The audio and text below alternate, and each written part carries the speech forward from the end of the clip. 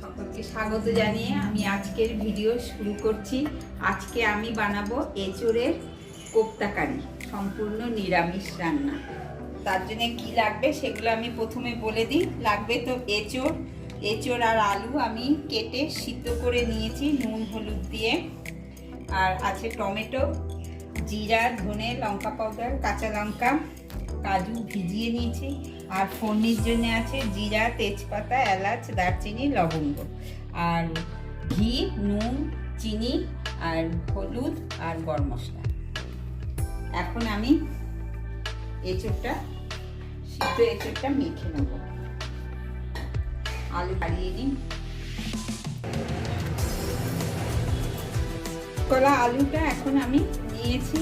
এর মধ্যে আমি জিরা, ধনে, লঙ্কা পাউডার, আবার একটু নুন, একটু হলুদ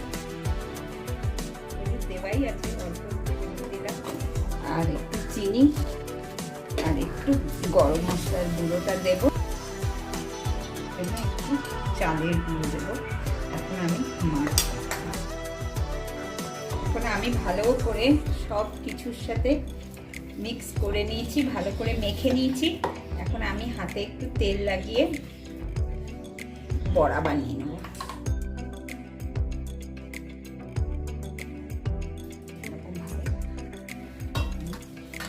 বড়াগুলো বানিয়ে নেব। কড়াইটা ভালো করে গরম হোক। আর বড়াগুলো, কোপ্তাগুলো আমার সব বানানো হয়ে গেছে। এখন আমি তেলটা ঢেলে দিই। এখন আমি কোপ্তাগুলো ভেজে নেব। তেলটা একটু ভালো করে গরম হোক। এখন তেলটা আমার গরম হয়ে গেছে ভালো করে। এখন আমি কোপ্তাগুলো আস্তে আস্তে করে ভেজে দেব।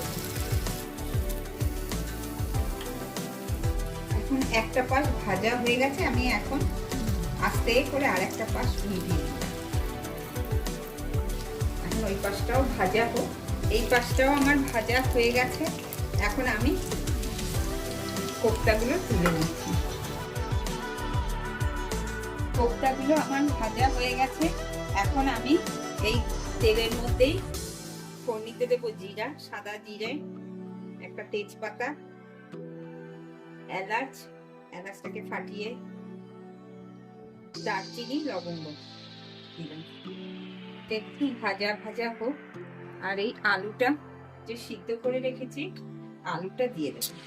আলুটা এখন আমি একটু ভাজা করে নেব।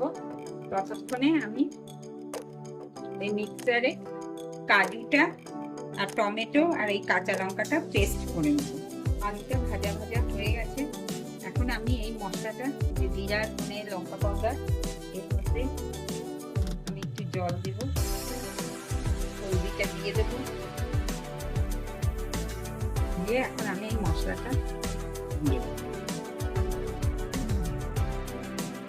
এই মশলাটা আমার ভালো মতো কষে গেছে, সুন্দর তেল বেরিয়ে গেছে। এখন আমি আদাটা বলতে ভুলে গেছিলাম, এখন আদাটা দিয়ে দিলাম। আদাটাও একটু কষি। এই কাজু, টমেটো, কাঁচা লঙ্কা পেস্ট করে নিলাম, এটাও এখন দিয়ে দেব।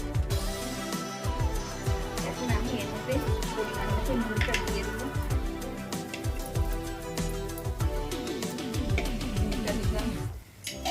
চিনি দিয়ে দেবো। আর এই মশলাটাও এখন আমার সুন্দর কষে গেছে। এখন এই মিক্সার ধোয়া জলটা দিয়ে দেবো। এখন আমি পরিমাণ মতো জলও দিয়ে দিলাম। এখন আমি এটা ঢেকে দেবো 5 মিনিটের জন্য। তারপরে আবার আমি দেখাবো। 5 মিনিট হয়ে গেছে, ঝোলটা আমার ভালো করে ফোটা চালু করে দিয়েছে। এখন আমি কোপ্তাগুলো যে বানিয়ে রেখেছি, কোপ্তাগুলো দিয়ে আমি বেশিক্ষণ করবো না, 2 মিনিট রেখে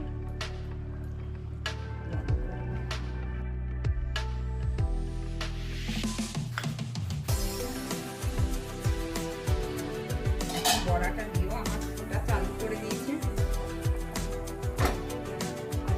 এখন আমি দিয়ে ঘি দিয়ে দিলাম, গরম মশলা,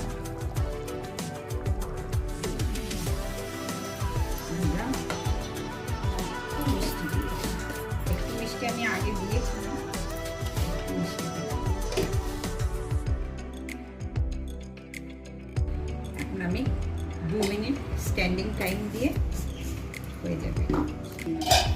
আমার হয়ে গেছে এঁচোড়ের কোপ্তা কারি। কি সুন্দর হয়েছে এঁচোড়ের কোপ্তা কারি। উপর দিয়ে আমি এখন একটু ধনেপাতা ছড়িয়ে দিই।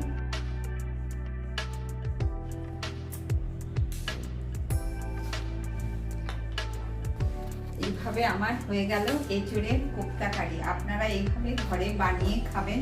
আর ভিডিওটা ভালো লাগলে লাইক, শেয়ার, কমেন্ট, সাবস্ক্রাইব করবেন। আমার পাশে